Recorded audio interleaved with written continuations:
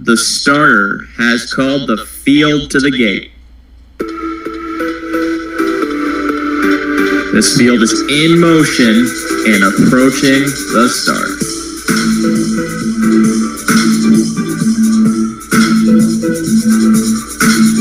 And they're off. And it's a battle into the first turn for control. The battle continues by the half and approaching the far turn.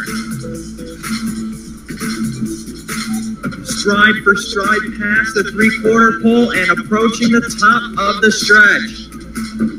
And as they hit the top of the stretch, it's mission brief. Foiled again, Muscle Hill, Captain Treacherous and Vegas Vacation, Lucky Jim, a rock and roll dance, the Magician, Sebastian K approaches the line, Guccio is coming late, and as they hit the wire, it's too close to call. Now here's North American Harness Update on SRN1. You know, it's so cold out that I'm surprised that my computer froze because I didn't think the temperature could influence that, and I definitely don't think that opening up those spam emails could have contributed in any way, shape, or form. Hello, everybody. Everybody who is no longer within their bodies and listening to us from the ether or with Ethernet or even with internet. This is the 2018 season premiere of North American Harness Update. As I have to remember now, we are moving into not only an audio era, but a video era, because currently every movement I'm making right now is not only being tracked by a video camera, but could possibly be used against me in a court of law. With me, of course, every week, as they try to be, are my two co-hosts that have followed me over the last year or so, probably more so the other one closing in on 2 years, Mike Prebosi, that one, and the other one, Rod Allums Jr., with me currently. How's it going, boys? You guys braving the cold? No. Alive and well. Freezing. Okay, so we had alive and well and no. I'm staying inside. Why the hell would I go outside? Sounds like this is getting kicked off very well. What were you saying, Rod? I said, I ain't about to go outside. It's freezing. I mean, I wouldn't blame you. I heard that it's so cold out that they actually had to cancel the Siberian dog sled races. Meanwhile, they're racing in Western Fair, where it's probably just as cold as it is in the outback of Russia. And I also think, are we all out of the Pick 4 already? Except I am not. Not me. Oh, no, you both are. You both went all. That's how you stay in. Yeah. Is by having all of that. That is a very logical choice. And also, Western Fair is going already because it's so cold out that, oddly enough, the races are going faster. Now, not faster in the speed sense. Well, yeah, but I had to make the clarification because they're not going faster. They're going like 203, 206. I think one race hasn't even finished yet. They're still going right now. It's taken them a little while just because the winds are in their face and the blistering is blazing, as ironic as that sounds, or oxymoronical more like, but that's not a proper conjugation of that verb. Tonight on the show, since Western Fair is moving fast, we had to pull a bunch of audibles, not even just going with our original plans for this show since everything's canceled. But we're going to talk about these next three races at Western Fair in more of a pick 3 fashion with 7 minutes to post, and we're going to roll into that momentarily. Along with that, then, we have the late pick 4 from Hawthorne Racecourse, which will be starting in the second hour of this show, but we'll be talking about it sooner than that. And then we will also be previewing the Saturday late pick 4 from Pompano Park. Now, you may be saying, Ray, you basically chose places that will either A, brave the cold, or B, are too warm to be cold. And I say that was planned because, quite frankly, nothing's going to be racing in the Northeast, at least this weekend. Hell, you look at us right now, especially look at me. I'm dressed up like I'm about to go invent Frosty the Snowman. And, okay, here's the other thing. You can tell it's cold when I'm wearing a beanie. because with the hair that I have and the style and the brand that I'm trying to protect, that nobody wants to beanies see. just don't. First of all, nobody wants to see the hair. That's what Rod says, even though 9 times out of 10, the girls on my Tinder profile say, "Can I touch your hair?" And that's when I say, "You can touch more than my hair, like my arm." That is kind of your signature, though. You do have to get the fro going. I was about to say I want your hand in marriage because I was raised classily. I was raised in a nice Christian household that is being held currently prisoner by the Christian faith. If any of you know how to free us, please pay the ransom. Bobby, I've got hair.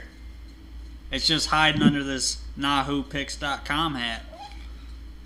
It's hiding under that gear. Ray, where's your Nahu Picks gear? Oh, wait, you don't have any. Why? Oh, yeah. What a shame that I don't get gear from my own brand. That would be like if Stephen Abercrombie didn't have T-shirts worn by homoerotic men. Did that one just fly over people's heads? Abercrombie and Fitch, come on, boys, you gotta get with the youngins. But I know Rod's more of a Hollister man anyway. Let's get talking about racing and not incredibly attractive men. The pick 3 at Western Fair, which was supposed to be a pick 4, but now it's a pick 3. It's going to start with race number 8, and basically what I'm thinking we're going to do is we'll just go run through these races, and my pick 3 is basically going to be what my pick 4 was, void the first leg of the sequence. And this leg of the sequence, there's one scratch the 7 total knockout. If I look at the past performances, which I don't have open because I had a total restart, as I said, my computer froze due to these temperatures. So Mike, I'm sure you have the PPs open, and I'm sure that you can totally help me and help me out in this situation. What are we looking at here? What's this 8th race at Western Fair? Okay, so 8th race is Fillies and Marys claiming 7,000. Got a scratch of the 7, but the 9 draws in, and the 9 will draw in and be in the 7 post. So that will be on the gate, not from the 2nd tier, but on the gate. Okay. And currently, right now, the 8 is the favorite, which is Mark Your Page. And actually, driver change on that one to Scott Coulter. So Stewart is off that one. He's on the 9 who drew in. Okay. All right. So that's what we're looking at here. And so in this race, Mike, with that scratch of the 7, in your pick 4, which you are still alive to, you thought this was a fairly wide open race. So I say, what I ask from you is to talk about why. What is why? I mean, 7 claimers here are wide open anyway. I mean, anything can happen. A lot of times these horses are in against each other every week. They take turns beating each other. Usually whoever draws well, trips well, win. I'm 5 deep in the race, because there's a lot of question marks. I think that the 3 Canart can win. This horse gets McClure coming in from Rito, but lost at 1-9 at Rito last time, which anytime a horse loses at 1-9, that's something that I'm really kind of leery of. But it's Shepherd, and he's won 3 already tonight. So this horse, especially with McClure, needs to be used. And the inside 2 horses don't really inspire as far as speed goes. I would say this horse is likely going to end up on the front, which has necessarily not been the place to be, but he'll be close. The 4 needs used, lots of juice. This horse has had terrible posts here lately, 7, 8, 4, 6, the last 4 races. Was 2nd 2 back from the 8 hole. This horse has been racing okay, getting checks, and it's a wide open race. So I think you need to look at a couple different ones in here. The 5, Twin BJJ, another 7 claimer, has had some iffy posts, won 7 times last year, and this is Carroll. I'm always interested in anything that he's on. The 6, Nadia Can Go, raced okay, kind of faced a runaway last time, got beat 9 lengths. Prior to that, was facing tougher, I thought, in the claiming stake that was there, and it was claimed 4 back whenever the horse blew out by 11 lengths. So I'm curious with that one. And then I'm going to use the 8 also. Mark Your Page. This horse, draws inside. was 1 for 30 last year, but last 2 was second and won a race over at Flamborough. So I think that horse, probably, is an interesting one also. So 3, 4, 5, 6, and 8 in here for me, and that's in the pick 3 and the pick 4.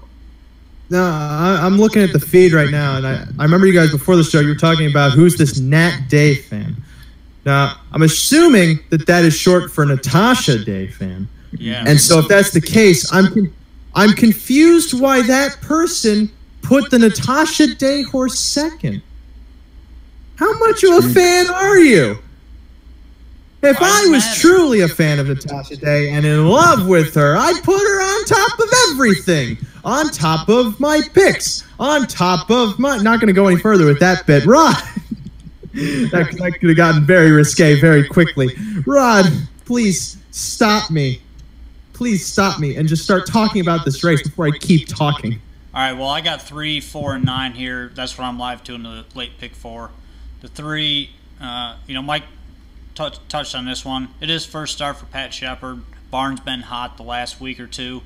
I'm not a fan of those last couple starts, but, it is first start Shepard, so you might see this horse either run off or just be no good at all. Mm-hmm. And then the 4, lots of juice. I used this horse last week, was in a bad spot, got shuffled back, popped out late, and I thought raced pretty good. Closed up on the leaders. Not the ideal spot you want to be in. And this horse has won 11 times last year. And then the 9 is a throw in after the scratch. I like this horse. 2-hole trip last 2 times. Last week pulled it off at 18-1. No reason this horse can't do it again. And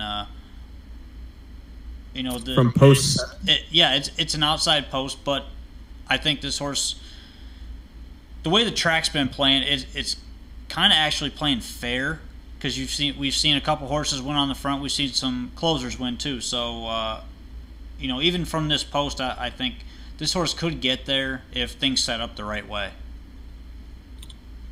For me, I'm just going to list off how my sequence went, just because I don't know how much time we're going to have before this race goes. So my rest of my ticket goes with the 1-4, with the 3-4-7, with the 3-5-9. That's 1-4 with the 3-5-7, with the 3-4-7 with the 3-5-9. Apologies on that. Mike, you just want to list off your numbers? Sure. I have 3, 4, 5, 6, 8 with 2, 3, 4 with 1, 5, 9. We should still have another good 5 minutes here anyway. Oh, okay. And then Rod, your numbers for the rest of this. 3, 4, 9 with 2, 5 with the ALL button.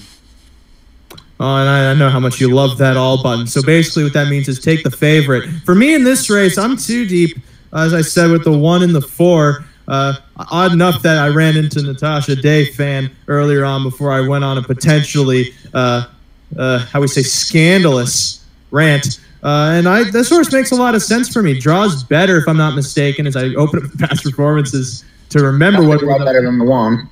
Oh, yes. 3 starts ago, last time she drew remotely well, she raced decently. She finished 3rd going a mile and a 16th.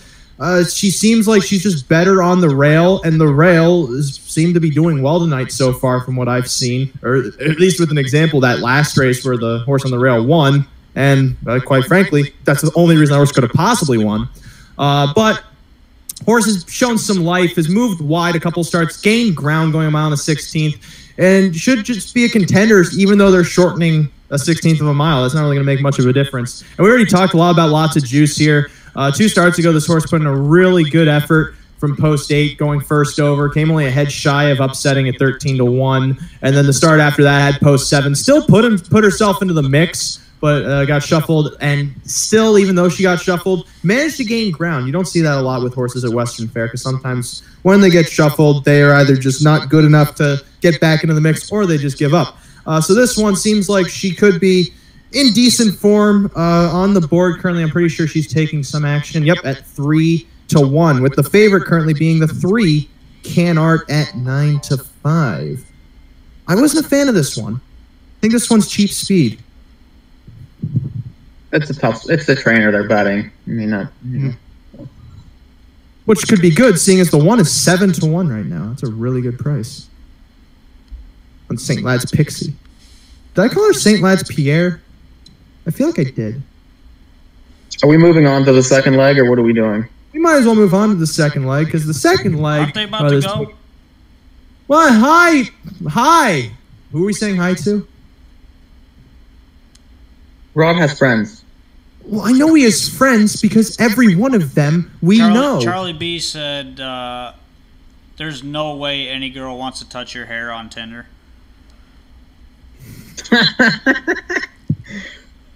It's nice that Charlie B chimes in. What's universal is everyone picks on Ray no matter what. Nobody really takes a shot at us, but it's all, Ray's just the brunt of everyone's jokes. I don't know if it's because I'm just playing an egotistical character that is secretly really insecure with himself, or if it's just because I'm the youngin'. But either way, I can take it because I'm a big boy, and big boy. Where's that going? I don't know where that's going. It's the 2018 season premiere currently, and I have no idea where this year is taking us already. The second leg of this pick 3 is, what is it? It's Affiliate Mare Preferred 3. Oh, we were talking a bit about this race beforehand because for some reason Rod was almost confident enough to single the 5-horse. Release the Magic, moving up from the 7,000 claiming ranks into the Preferred 3. And we somehow talked him into not singling that horse and taking 2 in that race. Yeah, I'm going 2-5 there. Yeah, I was 2-3-4. I think the 2's pretty obvious in there. They're getting ready to go, though. Okay. Well, if they're getting ready to go, then I might as well get ready to call. Talked a lot about hair and not a lot about races. You get ready to call this race, big boy Ray. Okay, thank you very much. And by the way, Mike, the reason why we aren't talking about much racing is because there isn't much racing to begin with. Because it's so cold. It's so cold. It's cold like my heart. That's so cheesy. That's like we did have 50 to people on Twitter wrote. We did have to scramble to get this show together tonight. After all the cancellations. Because they're allowed to cancel, but since we do a show inside, we can't cancel. We have no excuse because we can wear hats like me. And of course, for those of you who know me, I do wear many hats. Okay, this race is going at Western Fair. 2-1 favorite, the 3 Can Art. Also at 2-1, the 4 Lots of Juice.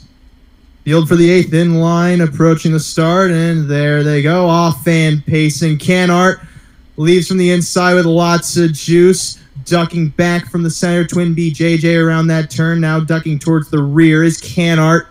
Grabs the lead as they move towards the backstretch. Inside, St. Lad's Pixie moves up to be 2nd. 3rd, then Lots of Juice in front of Made of Silver 4th. Back 5th, then Mark Your Page in front of Nadia Can Go 6th with Twin B JJ and Sergeant Neil Green Beret as they go on to that opening quarter. Can Art leads by a length and a half. St. Lad's Pixie 2nd through a 31-4 opening panel. Gapping 3rd, Lots of Juice about 2.5 lengths off the pocket sitter. Inside 4th, Made of Silver. Overland from 5th comes Mark Your Page. Out 2, Twin B JJ with Sergeant Neil Green Beret and Nadia Can Go swinging into the stretch. First time, Can Art.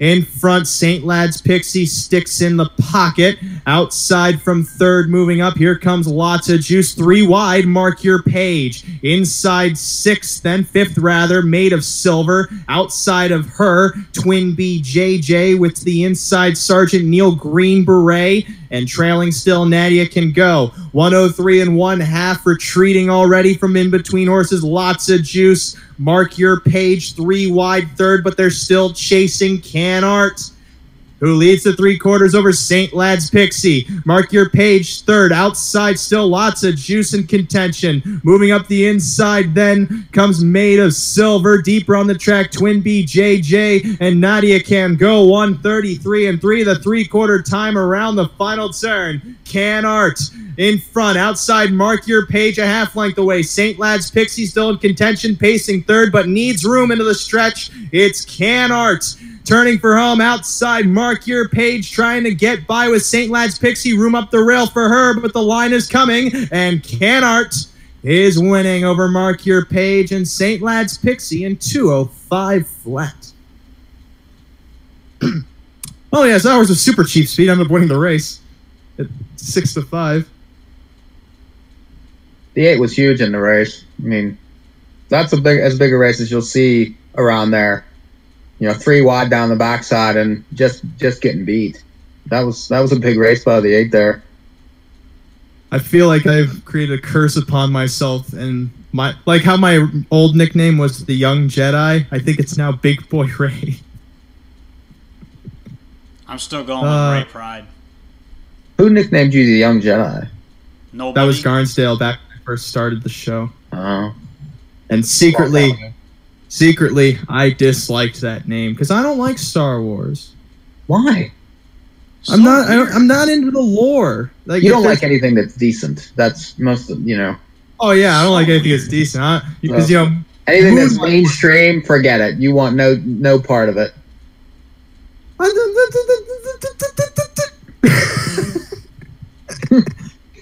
No, because like Star Wars for me, it seems ingenuine the amount of lore there is. Because the only reason they're expanding it is because it makes money, and to me, I don't like that. Nobody does that on Earth ever. Well, no, because if I have a story, I want the story to be told, and it's over. Well, just because you say it is? Yeah. No. If I make the story, I'm going to chime in because you guys are talking about nothing. I'm going to chime in and tell everybody that's watching on Facebook right now, thanks for all the thumbs up and the hearts and all that stuff. Because I am tuned in myself, and I'm watching all you guys, and I can't even see the feed because there's so many notifications popping up here. So you guys are awesome. And Rod's heading for, the Top Gun here in another 5 minutes, so you better get him in quick. Yeah. What did that mean? I'm sorry, you don't know what that means. Yeah, Mike just uttered a sentence. You don't know what that reference is? You don't know what made these glasses famous? Are you kidding me? I didn't hear what he said. Oh. There was a sentence that just totally went that way. And I'm this way. And people say, why are you this way? And I say, I don't know, but I want to be that way. Do you just tell them because of Ray Pride? Uh-oh. No, Ray Pride? I tell them, you're my therapist. Tell me how to fix it. Yeah. 3819 in the 8th at Western Fair. Oh, yeah. We're still live. We're still live. I think we need to be careful tonight with Ray. he's as on edge as I've ever seen him. Well, I didn't get to do an open mic last night because it was 60 degrees below zero outside. So I gotta get it out of me somehow. You got a long way to go in life, Ray. It'll be fine. There'll be other open mics. There'll be other shows. It'll be all right. If you could allow some time for me. Oh, well, feel free to talk. Well, maybe if you weren't a closed mic. That was so bad. That was awful. What else we got going tonight? We got Hawthorne. Okay. Are we doing Hawthorne tonight? Yeah, it's tonight. Oh, good. Well, let's do that. Unless you want to start talking about tomorrow's, because I know you're prepared for either.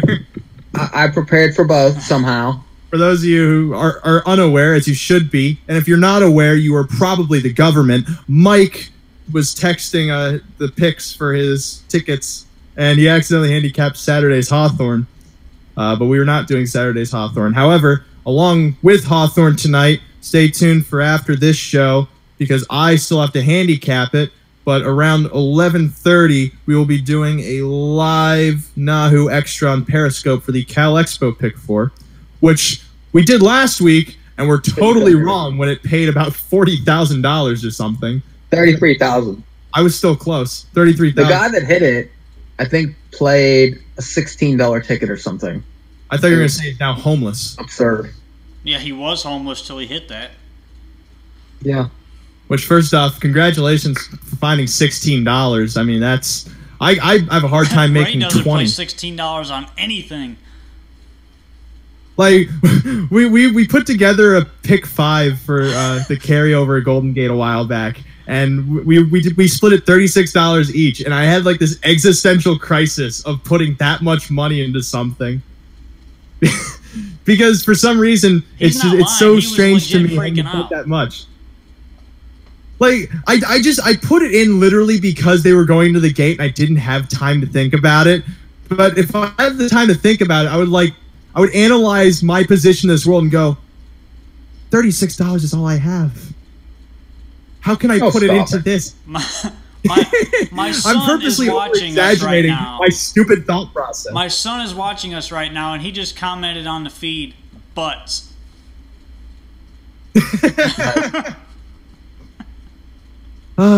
You gotta love the young kids that watch us. At least somebody's watching. That's really all I care about. Hey, we got I a don't lot care of what they people say. watching. Somebody is watching. It's just constant like thumbs up and hearts. It's crazy. Good. Well, I was gonna say too, it really truly does matter if they're only watching, because that's another reason the golf channel's around anymore. No one is actively watching it. It's just most of the people that have it on happen to die with the TV on. I'm pretty sure they're just. It's mostly centered around gambling, really, but then DFS and things like that. That's who's watching. Oh yeah, now you're giving the Golf Channel credit. You can't let the dead people have a win. Well, why do you think anybody watches the football, things like that? Because they're betting on it. It's sports in general. I mean, I like sports without gambling on them. I just like watching them because that's what I like. That's because you can't beat me in FanDuel. You tried, but you failed miserably. I don't know about miserably. All year. Ultimately, though, just like every other time, I won. You didn't. Yeah. Too bad I'm about to hit this pick 4 at London. Me too. I played baseball once.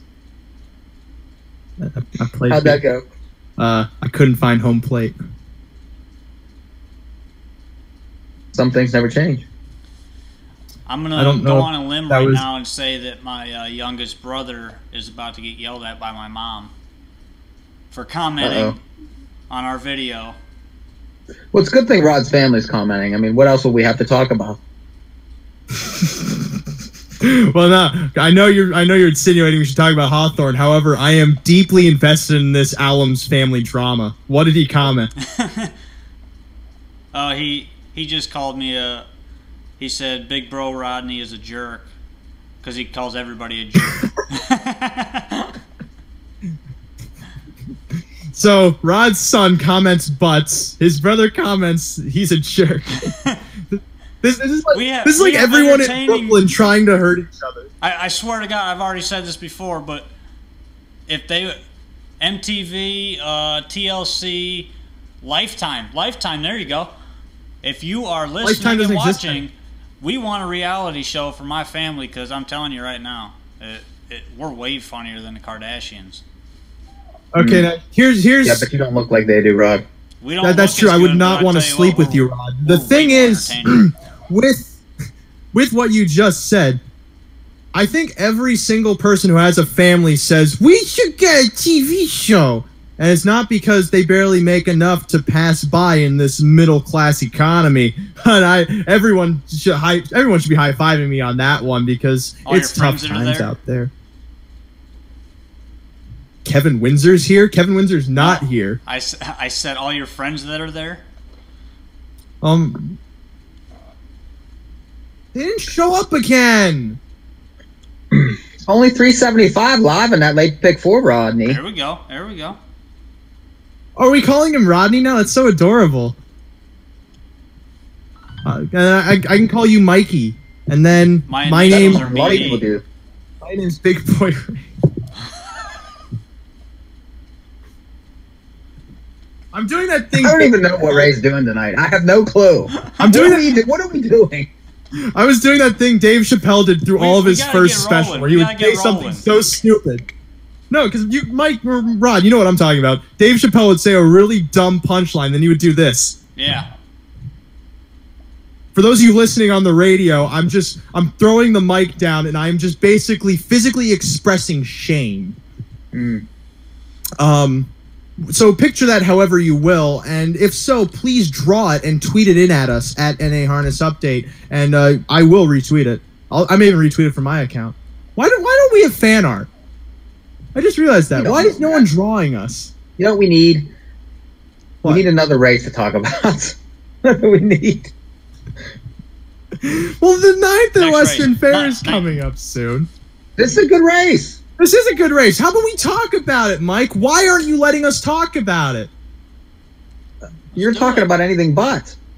I'm not talking about butts. Rod's son is talking about butts. This race at Western Fair is really wide open, even though there's now, what, 6 horses going? And it's still a great betting board. Favorite right now at 8-5. Is Ginger the favorite or is Sierra's Rose the favorite? It keeps going back and forth. Well, Sierra's Rose is now the favorite at 3-2, and then Ginger's the second choice at 2-1. The 5 Release the Magic's the third choice at 5-2. This is a preferred 3 filly and mare pace. And for me, when I was looking at this race, I think any horse can win it but the 6. I don't even know. The 6 should just give up. The 6 does not need to be here. The 6 can barely walk. The 6 can barely talk. The 6 cannot do any things that rhyme with those words, at least in my eyes. That's why she's 17-1. But Emerald Rihanna just took a big hit. She was 11-1. Now she's 5-1. I'm still mad that she did not win last week because that would have been a really good start to that. She was good last week. She was very good last week. I don't know how good she's going to be this week, just because of the weird conditions. Not the fact. I think that's up better for her this week than it did last week. You think so? Yeah, because she's typically a closer anyway. Mm-hmm. You know, she could sit off because she's not getting the front in here. I doubt that they'll go. That she's probably going to be in the pocket behind the 2. I mean, the 2's getting the front, I believe, and you know, the 5's going to end up first up, and then it's probably going to set up for the 3 and the 4. So, but the 4, there's nothing wrong with that one in here. I know I wasn't a big fan of the 2, just because even though she won 2 back and her last race isn't that bad and she draws the rail here, I basically gave every exception on why you should use this horse, even though I said I didn't like her. Just the fact that she always seems short, and I feel like there are other horses that can kick home better than her. And that's you can. It's a lot better setup in here though, and she's faced better horses than these. She's got, you know, better class than the 3, better class than the 5, better class than the outside ones. I mean, she's, I think, a big fit in here, especially from the inside post. And really, last time had no chance off 3 weeks. So I just realized it'd be real interesting if I did a reveal where it's like I'm not actually in Pennsylvania. I'm currently in Los Angeles, California, and I'm just dressed up so I can seem like I fit in with the rest of the world. That's just a weird thought that I had, where I could just be lying to all of you. But, I mean, it is a show, so I am doing that already. Rod, what do you have on this race? Stop interacting with our Facebook followers, and even though they're all great and wonderful for watching the show and the video and my pretty little face. That ain't why they're What do you see in watching, this trust me. This race, I am 2-5. I'm live to 2-5. The 2 Ginger, I didn't initially use this horse, but last week, you know, this horse got stuck on the inside behind some traffic, and if she's close enough tonight, I think she's going to leave here. So if she's close enough, she'll probably be sitting behind the 1. As long as the 1 can carry her, you know, far enough, she's got a shot here. The 5, another one. She's a little more versatile, but I like this horse. She's won 4 out of the last 5, and those 4 wins she's won very, very easily. Yeah, they were against cheaper horses, but, you know, she's winning very handily. So I went ahead and used her again. I almost singled her because she's just been that good recently, but I went ahead and threw the 2 on as well. And I can't disagree with Mike on the 3 or the 4 here. I think they both have a shot. I just think that the 5 is not going to be first over. I think she's going to be following live cover from either the 3 or the 4 or both. It just depends how the race sets up, really. There's really a number of ways that you can look at this race and try to figure out how it's going to get set up. But you know the 1's going hard, and The 2 could go hard. The 5 One's could not go in. hard. Just depends. One scratch. Oh, the 1 is scratched. My bad. So, you know, Yeah. the 2 could go. The 3 could float out of there a little bit. The 4 could go a little bit. 5 could go if she wants. You know, it really is a tough race to handicap. But for me, I just went with the hot horse and the horse that makes sense the most otherwise. So 2-5. I just feel like the 5 can't win first up in here. I could be wrong, and this horse could just clear everybody and go on. But I have a lot of problems with a horse like this, and the fact that A, when the horse gets hot, they've really never stepped the horse up. B, when they did step the horse up, the horse didn't race as well. I mean, this is a whole different level here, especially at this racetrack. There's a huge difference between 7 claimers and preferred 3s. I mean, the horse is probably jumping like 4 class levels here. I can vouch for that. Whoever's watching, I agree. So, you know, that's my problem with the horse. And now you're taking 4 to 5 on a horse that, yes, has a lot of 1s next to its name, but you know, this is a whole different kettle here, I think. If we look at this binarily speaking, all those 1s could be followed by a big, fat 0. Any coders out there? I know you appreciated that one. Even money though is very cheap on this horse. That's too low. There's not really, actually, because there's very few horses, the betting board is actually pretty equal, and I don't really see much value in anybody, just because of how many ways I could see this race going. I think the 2 is very good value, especially if you can get 4 to 1. Yeah, that's well, like 4 to 1 on the 3. What were you saying, Rod? I said that's a good price on the 2. Oh, okay. What about the 7, Leaving a Legacy? Because this is a horse I used and you guys didn't use. I used her in the event that the track would be a little bit more closer friendly, just because her 1 start in the preferred 3 back on November 24th. She raced very well from off the pace, just kind of half length short of winning at 8 to 1. And before that, raced well too, again from off the pace. And she had 2 races at Woodbine in way over her head, really. And then she shipped back to Flamborough and just had that poor start from an outside post, broke. And I thought that would make her a bit of a better price here, but I guess it's also good to see that she's taking some play, or at least more play than the 6, even though she's starting to float up towards being the longest shot on the board. Well, the race on December 8th, that was ridiculously tough from the 10-hole. The horse had no chance, but then came to Flamborough, got stuck in the 8-hole and broke, and then has missed time. So class-wise, I agree with you. Post-wise, that's, you know, I think is a tough hill to climb, and you know, the horse has missed a couple weeks too, so that's another issue. Well, the sirens are ringing. It's post time at Western Fair. 4 to 5 on the 5, Release the Magic. Now 3 to 2. Second choice then at 3 to 1. 2 of them. The 2 Ginger and the 4 Emerald Rihanna. Then it's 7 to 2. The 3 Sierra's Rose. 6 of them lining up here for the preferred 3. Third leg of this pick 4. It's in motion and approaching the start. Often pacing, Leaving a Legacy, launches from the outside with Emerald Rihanna and Ginger to the inside. Off stride went Leaving a Legacy into the turn, so that leaves Emerald Rihanna uncontested and on the front. Ginger second, back third, then Sierra's Rose. She's on a line by the looks of it, moves wide into the back stretch, wide of Release the Magic, now taking the 3rd spot, and then it's Delta Grace Tone, Sierra's Rose backing towards the rear of the pack, and then at the rear of the field, Leaving a Legacy after the early break. Emerald Rihanna in control through a 31-3 opening quarter by 2 from Ginger sitting second. Third then comes Release the Magic moving into the turn, tracked by Delta Grace Tone fourth.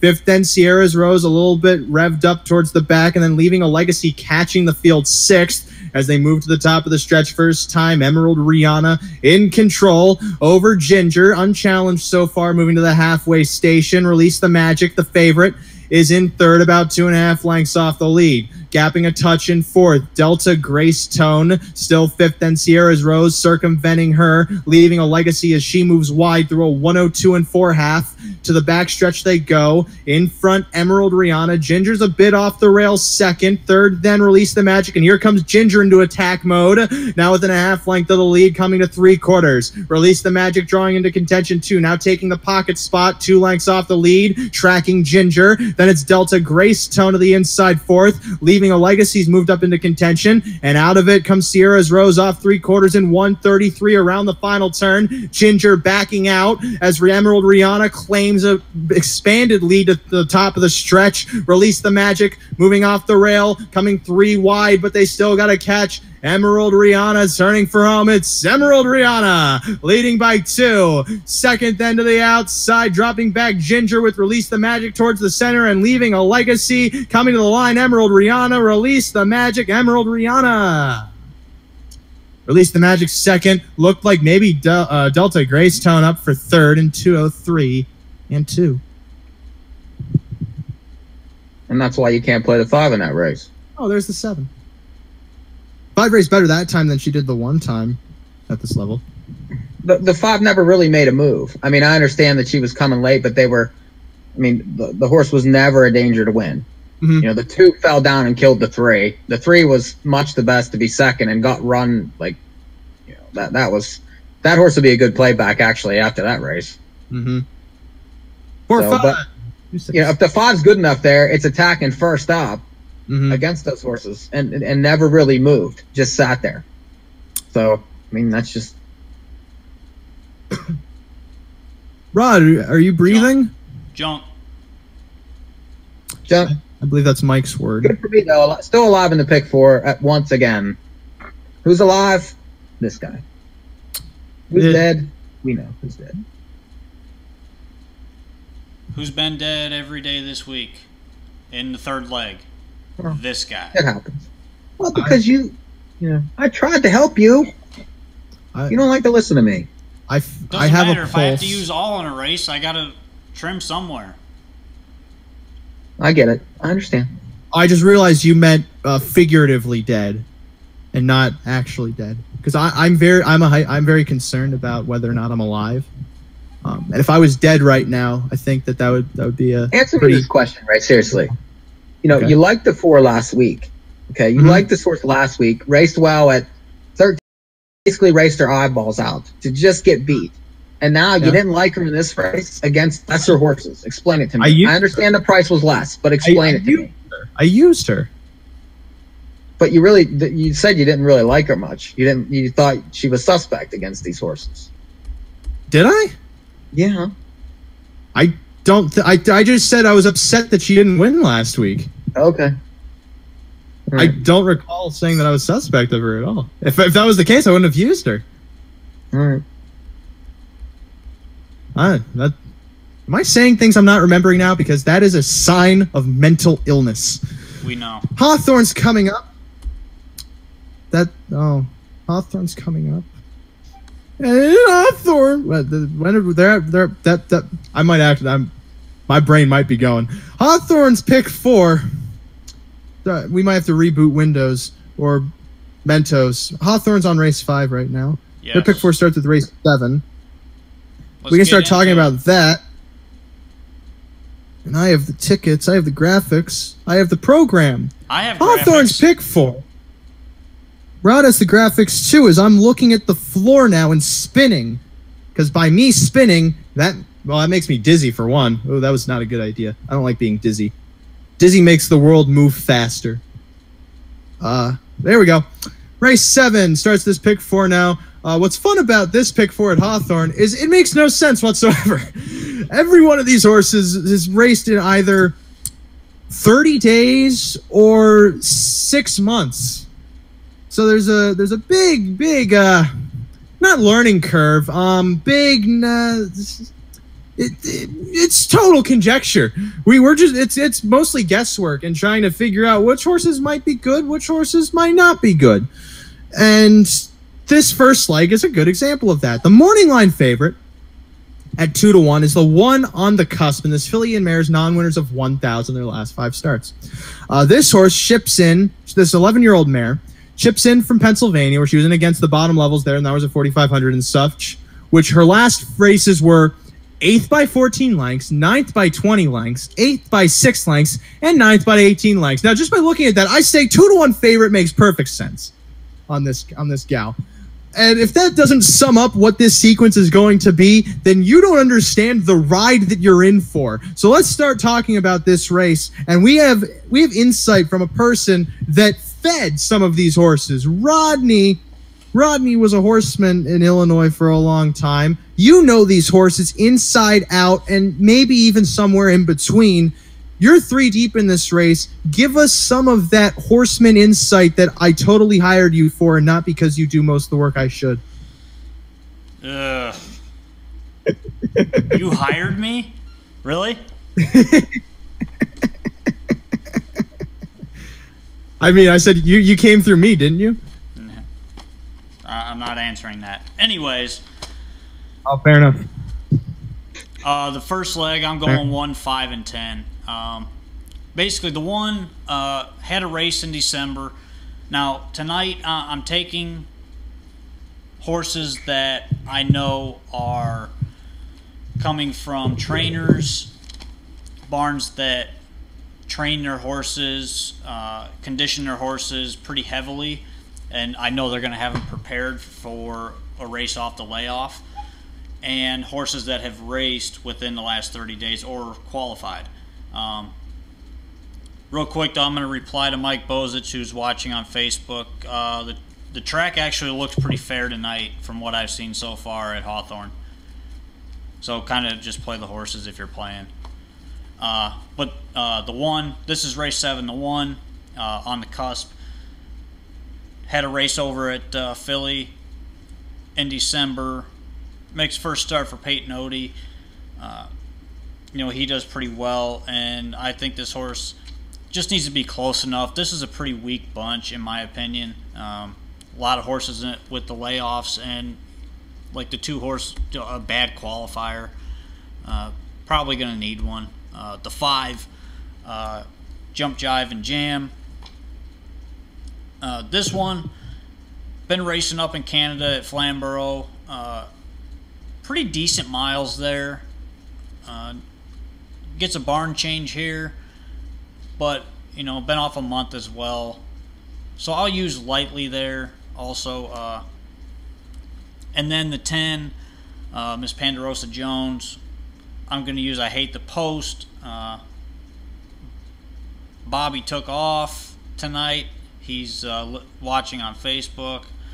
Smolin, that is. But the other horse that I liked in here is Wings, but I don't think she's going to be ready. She's probably going to need a start. She's been off since September. So, you know, the 10 horse had a few starts toward the end of the year and was racing against some pretty tough company actually up at Northville. So 1, 5, 10 for me there. Now let's get a bit of a more confused insight from someone who bets on horses and does fairly well betting on horses. However, that does well when there's actual form within these horses. Mike, how the heck did you go about looking at this sequence? Extremely difficult. It's really hard to, you know, decide who's going to be good and who isn't. The reason I don't like the one, for one, it's 2-to-1 morning line. For two, the horse is 11 years old, had 4 starts in 2017, all completely distanced. Okay. So now, you know, comes back to the big track. I realize the horse is dropping in class, but this horse did not show a lick for a year. Okay. Has made 330,000 and is 2-to-1 in the program. I'm not interested in that. I'll let this horse beat me all day. You know, the horse has to show me something, especially at the price you're going to get. So I'm fading that one, and I'm going to spread out. I'm going to use the 2. You know, Natty, this horse, you know, was racing at Hawthorne, you know, decently back in the summertime. You know, comes off a qualifier, and it wasn't a great qualifier, but, you know, at least the horse has been out a little bit. So I'm interested in that one over the past form. At least the horse did something last year. The 5 comes in from Flamborough, was racing at, you know, upper condition levels. I mean, those numbers of the 2,500 races are, you know, a step below the preferreds, but, you know, and this horse wasn't racing very well, I would agree, but, you know, at least, like Rod said, has a little bit more recency than some of them. So the fact that the horse comes down, gets the big track, has a 51 life mark at Mohawk, gets oosting. So, that horse, it's hard to leave that one off the ticket. And then I'm going to go outside hoping to get some prices. The 8 Upland Hanover has been racing, just not great on the half, but again, has a little bit of recency. Race December 15th, race December 8th. Now gets the big track. So, again, it's going to be a big price. I'm going to use the 9 Wings. This horse has raced well at Hawthorne in the past. Has been off. I know Rod said he didn't really like this horse, but just the fact that it's such a difficult race, and the horse has 5 wins last year. And then the 10, Miss Ponderosa Jones. This horse, the lines aren't great, but has recency. So I'm going to use this one also. So 2, 5, 8, 9, 10 in this one. I'm mostly that, except I don't use the 8 or the 9. I take Natty. I'm not a big fan of that qualifier. However, I'm a big fan of her miles here at Hawthorne up against tougher company. Now going in against what I assume is either the bottom level or near the bottom level.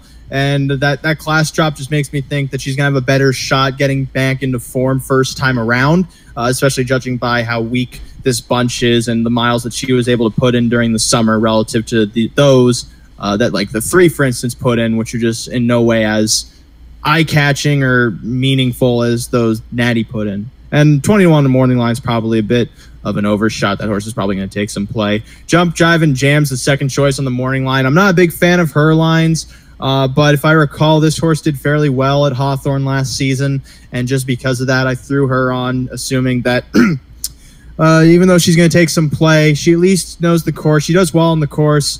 And over the course of this race on the course, it could work out for her, of course, because she's a horse, of course. And then the 10, Miss Ponderosa Jones. We all agree on this one.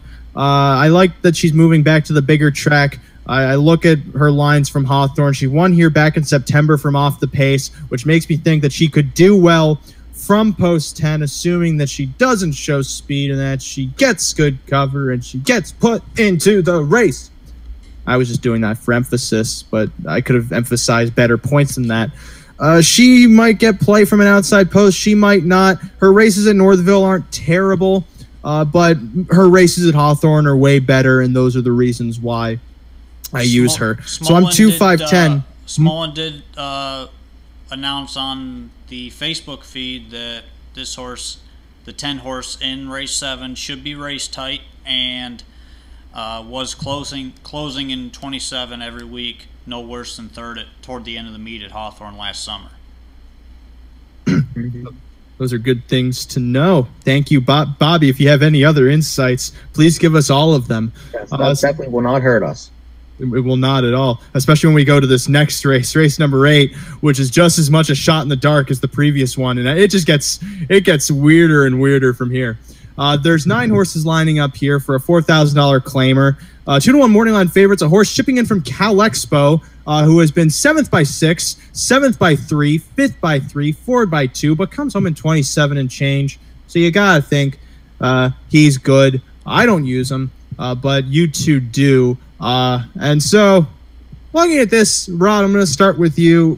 What's your approach? Because you seem pretty chalky here. Yeah, I'm a little bit chalky. The 2 Redneck, I thought was an okay qualifier. The track was off, and when the track's off at Springfield, it's really slow. So I'm assuming the track was probably slick as well. So with that clay surface in the wintertime, it doesn't really go over well, and you're going to see some slower miles when it gets below freezing there. But this horse, I thought it was an okay qualifier. Just average horses in there, but still, you go back to the Hawthorne lines. This horse got a tightener in, and I think maybe a decent price here. Should be close anyways. You know, if the trip works out for this horse, he can definitely win. I'll go down to the 6, Doc Zippy. George Anthrop, he brings these things in ready. This one's shipping in from New York. Has been racing, has missed about 4 weeks. But I like this horse. That mile at Saratoga was a pretty good mile. I'll throw this one on short price. Not a lot to say about that one. And then the 9 DuPage's Z-Tam. This one got some races in at Cal Expo before shipping out from there. My only concern is the ship itself. That's like a 3-day ship to and from Cal Expo from the Chicago area. So that is a concern for me. But I do think this horse is good enough to beat these.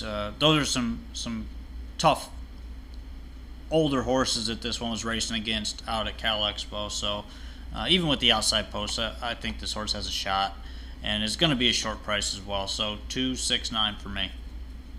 I was going to mention that ship because I thought the thing that was more concerning is the fact that there's a total climate difference between the two places that horse was going to. So I figured that he might need a start. That's not the big issue. The ship is the big thing, and usually after a couple weeks the horses are getting recovered. But I mean, it is a long ship. It's a 3-day ship in the trailer, so it takes its toll for a few days. Well, Mike, you're too much spit. Mike, you were even chalkier than that. I think you take the 3 morning line favorites in this one. Yeah, I mean, it's a tough race. I'm using the horses with recency. The 4 General George, I'm using different. This horse raced well last year here in upper claimers, and then looked like it needed a layoff. So got that layoff. Now comes back at 4 claimers. I'm sure that it's unlikely this horse is going to get claimed. If ready, is definitely capable. The 60 Saratoga horses have been racing well. Gets a big track. This horse has a 52 mark at Lexington last year. Will likely be the favorite. And then the 9, who just looks obvious, coming out of tougher at Cal Expo. Despite everything else, this horse might run a B race and still win 4, 6, and 9. I'm 3 deep here. I agree with the 4 General George, so I'm not really going to add much to that. There were 2 other horses that I used here. For one, Redneck. For some of the reasons Rod mentioned, I excused that qualifier at Springfield just because his races at Hawthorne against tougher claimers weren't terrible, and those appealed to me. And the fact that he showed speed, and the fact that the speed could probably hold, and if it holds, then he might be in front. And I'm just keeping this going like I'm a first grader. The other horse I threw on that's a bit interesting is the 1 Final Case, who is shipping in from Dayton Raceway off and raced really well off a month layoff, going first over, but ended up quitting to finish 3rd by 5 lengths. Didn't kick home as strongly as would possibly be interesting. However, was still live despite the month break and is coming into this race, draws the rail, will be ignored, albeit the 4,000 claimers there might not be the same caliber here, even though they were ones that were non-winners of something, and there's something stars for something or one another. On his lines at Hawthorne aren't too terrible either. I'm looking at his 1 rail race back on September 21st, where he just sat the inside and ended up finishing 4th at 60-1. So this horse seems like he at least fits the class, but he definitely will need things to go his way. I'm 1-2-4 in that second leg of the sequence. As I look over to Western Fair, they are currently 0 minutes to post for their 10th race, and we will continue the rest of that Hawthorne Pick 4 into the second hour, which you will be able to catch on 148.ca/1 as we will be capping the video cast once this 10th at Western Fair goes. So we're going to breach a bit into the second hour before we go to break. Looking at this board right now, the 1 Raising a Rocket's the 7-5 favorite, and I guess that's just because 10 Carat has the second tier and is totally dependent. Well, it's Moreau too on the 1. I mean, yeah. And the horse had no chance last time whatsoever. So, I mean, there's a lot to like about the 1 in there. I wish the 3 Maddie's Credit was a bit higher of a price, just because I thought I caught something with this horse. The fact that he was live a couple starts back, or it was either last start at this level, and I just wanted to, I was hoping that people wouldn't catch that 6-1. Actually, prefer the 5 the best. This horse has been racing well, and from off of it, draws a little better, gets McClure. 4-1.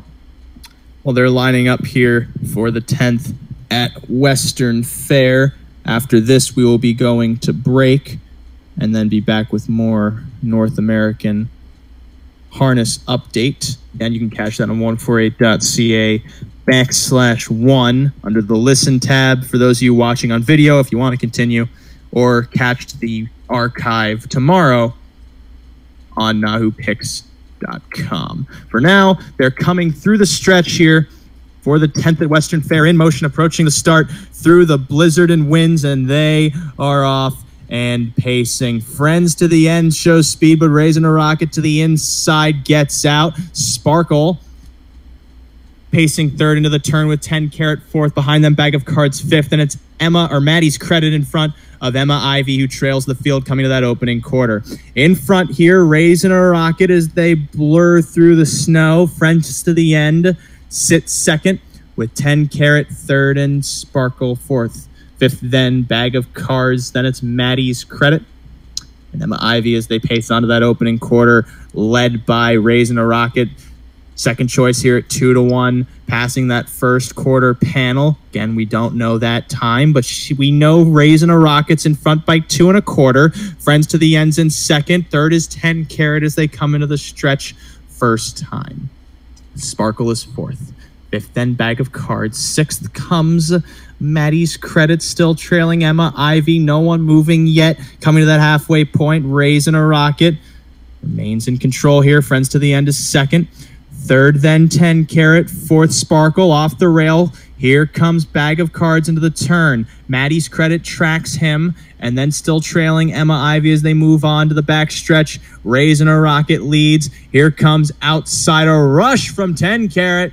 10 Carat up to take the lead now from Raising a Rocket and takes over coming to 3/4. Kicks away now, and here's 10 Carat kicking away to a 4.5, now 5-length lead over Raising a Rocket, moving to that final turn as she is sprinting clear. The favorite 10 Carat in front by 6 or 7. Raising a Rocket chases in second. Behind them comes Bag of Cards locked in as they come to the stretch. Sparkle with Maddie's Credit, but into the lane. 10 Carat well clear as they come on down to the line in the blizzards and the wind. 10 Carat blew them away. 10 Carat wins by open lengths. Bag of Cards up for second from Raising a Rocket, going the mile and a 16th time. It was the 6-5 game.